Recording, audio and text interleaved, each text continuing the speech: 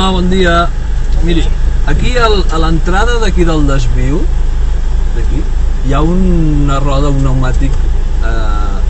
Sí, quan agafa l'autopista, just a l'agafar el desviu, hi ha un pneumàtic que seria bo que retiris. I per un altre costat no vull pagar l'autopista perquè és un greuge comparatiu i és inconstitucional aquests greuges comparatius que fan les autopistes d'aquí amb les autopistes del reste d'Espanya. I no vull pagar.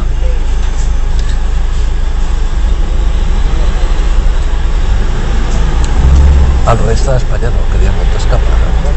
Digues... Sí, senyor, miri.